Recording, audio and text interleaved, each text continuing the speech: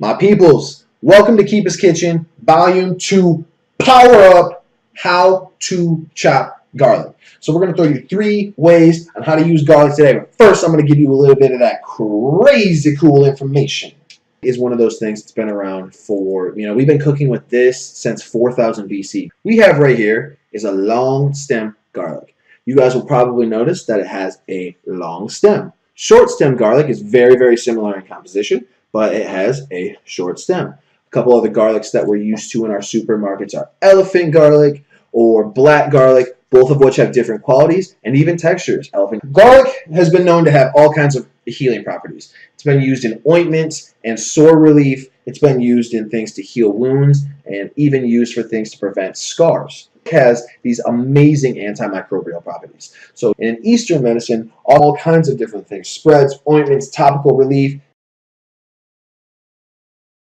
Oh! Gotcha. Oh my gosh, these crazy people, literally, during the Black Plague times, they would eat full cloves of garlic. They're taking this thing, chopping it down the middle, slapping it back like a fucking Tic Tac because they thought they could prevent themselves from getting the Black Plague. I'd just be dying from the fact that I don't want to be around anybody that's smashing out whole cloves of garlic in the face. Listen, you son of a big vampire. Oh my god. I ate a smash ton of garlic. I can smell you from like over across the room. You smell like grandpapa's old stinky diaper. My wife, oh my gosh.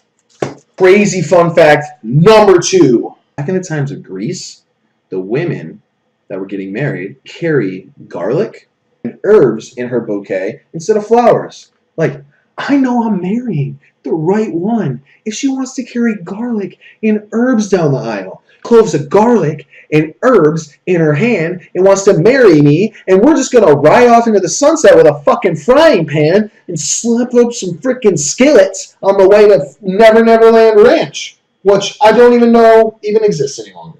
But her father's passing me off like a freaking half sheet of enchiladas. I don't know, is she Mexican? Is she a... Fun fact number 3. That's 6. 3. About 75% of the world uses garlic in some form in their dish, whether it's medicinal, whether it's food, whether it's growing garlic for fun. I don't know, maybe there's cultivators out there that just want to grow some garlic. Like, hey, did you see my garlic plot? Be like, yeah, we don't even use garlic. Be like, but I have a plot of it, and that's impressive because no one around here wants it.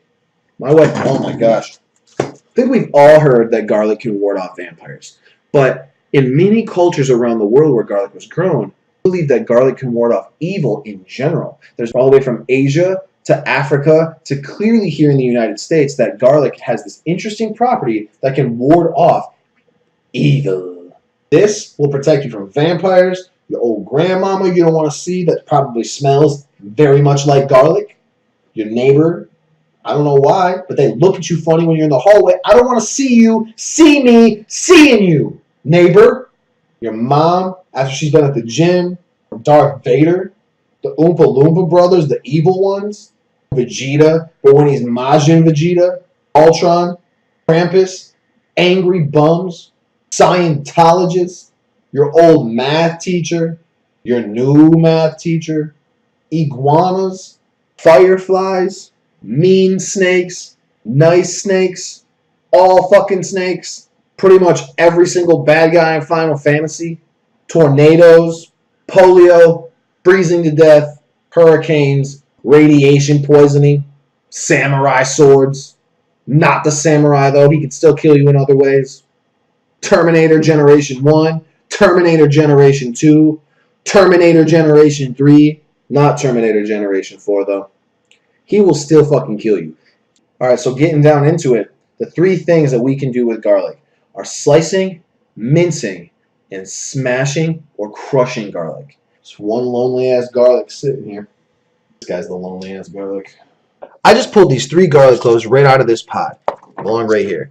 We're going to set this garlic pot aside, and I'm going to show you guys how to manage the cloves. 2 really cool ways to get the skins off of these. The very first method is going to be like this. You're going to break off that little tail. You're going to take a little bit of squeeze to it like this. And then as that's coming off, you'll have a little bit that stays on. And all you need to do to get the rest off is rub it between your fingers. And that will get the rest of the skin loose. Because this one broke on my squeeze, this is going to be perfect for minced garlic. All right, we're taking our first clove that broke in half when we did our magic skin removing technique. We're going to take this and make minced garlic. This one naturally has a cut at the bottom because a piece broke off. I would normally cut that off to make it flat to sit on the cutting board. Here's this little mini piece. We won't need to make any inserts sideways, so we'll be able to approach it just straight up. Remember, 3 fingers, 1 in front, 2 in the back. Don't cut all the way through, but make small incisions down the garlic. Once you have them lined up like this, you can easily just rock back and forth with your knife and make small minced garlic. If you wanted to go smaller, you'd put them in a pile and you just continually mash them down. You'd make smaller and smaller pieces as you cut through them. Garlic will stick to your knife, so be careful. You might think that you're losing pieces of garlic. Really, they're probably just stuck to your knife. When you have a garlic this size, what you're going to want to do is you want to take your knife, insert it to the side, and you want to approach the bottom, right? So you want to make these little slices. You'll get individual little layers. All right, so I'm going to go like this. I'm going to go like this, facing toward the base of it. And I'm just going to make about 3 little cuts on the side. Then I'm going to insert my knife like I showed you last time in the same way we did with the onion, almost to the back. Then we'll rock our knife using our knuckles all the way down, creating a really beautiful mincing of the garlic. You can rock all the way through with slices, then pull them off sideways and mince them down. This mincing is going to be fantastic in all kinds of beautiful Asian dishes. If you're making salt and pepper shrimp or garlic mashed potatoes, this is going to be perfect for that because this is going to cook very quickly due to its size, and it's also going to leave really beautiful textural garlic components. And for mashed potatoes, you want something that doesn't have large garlic textural components, so you're going to want to use this or you're going to want to use crushed garlic. Personally, I like garlic that's minced still, so I have a little bit of garlic texture, but that's up to preference. Best way to get this skin off is rolling it between our hands, loosening up all of that skin. You can see it flying off like that. And look at that. At the end, we have just a tiny little piece to take off, and the rest of it is already skinned. Second cut, slicing. This one is pretty easy for the garlic. 1 finger in front, 2 in the back, just like so. And use that to guide your knife. You're using the weight of the knife to do the cutting. You're not putting any force of it at all. So you'll use your front, and you can get these beautifully paper thin. Much like the onion slices, you can dictate what size you want in your cuts. Now look at this. You can have a beautiful fanning of sliced garlic. And these can be used in any dish where you want bigger texture for garlic to be still inserted. If you saute these down with a little bit of sugar, or you roast them with a little bit of sugar, you can oftentimes mix them with nuts. Many times people use almonds and garlic in the same shape, shaven like this, with green beans, and that seems to be a popular favorite for many people. All right, last but not least, the third technique, crushed or smashed garlic. This one still has its skin on, so we need to figure out a way to get this skin off. I told you guys I would show you a second technique, and here it is. You'll take your knife, and you'll hold it relatively similar to the way you'll do it. You're going to place it over your garlic. Use the back of your hand to smash it, okay? Be very careful because your blade is sharp, obviously, but 1 smash. That will flatten the garlic out, as you can see. Some of the skin will already come off, but the best part is look at that. The skin will slide right off. When you're chopping this garlic, for crushed garlic or smashed garlic, now you can see where it got its name, you can make small slices like we did in the last one. You'll do the similar thing to when you minced it. You'll take it down even smaller in pieces. Once we get it down into about a medium mince, this is where the fun starts. So you'll get it down to a medium mince, and you'll build a tower of garlic. Here's the trick that many people don't tell you. You want to take a little bit of kosher salt. This is what I use to cook. You're going to take a little bit of kosher salt and sprinkle it all over this garlic. Now you don't need a lot, you just need enough kosher salt to add texture.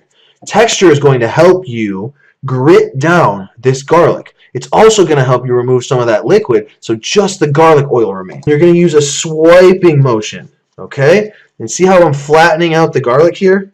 You'll bring it all back together, chop a couple more times, chop, chop, chop, get all the way through it into smaller pieces. Get it all into the garlic tower once again. And you'll take your blade and run it through again. Even do it once or twice before you chop again. And if you guys can see that, it's getting really oily on my board. Look at that. It's getting really oily all over here. And that's because you're releasing all those fantastic oils. When you guys do this next, you're going to be able to smell more garlic smell than you've ever smelled just chopping your garlic. And it is really beautiful. Get it into your tower again and start at the tip. And push, push, push. Get that thing spread out. All this oil and garlic is everywhere. Look at that. And you guys can see, if you keep working this, work, work, work. I said I work, work, work, work, work, work, work, work, work, work. As you guys can see, if you just keep working that, garlic, you'll get to what looks to be almost paste-like. And this is essentially what garlic paste ends up being right here, is mashed garlic. Look at that. The oils have been fully released. They're now on the outside coating the rest of the material. And look at that. You're just getting this beautiful mashed garlic. That is the third approach to garlic. You can use it in things where you want to build a sauce based in garlic. Alfredo would be this because it would cook down and create almost a simple texture that would be very similar to your cream. And the finer you get it, the more this paste will cook into a dish versus leaving textural. There's no amount of garlic. Okay.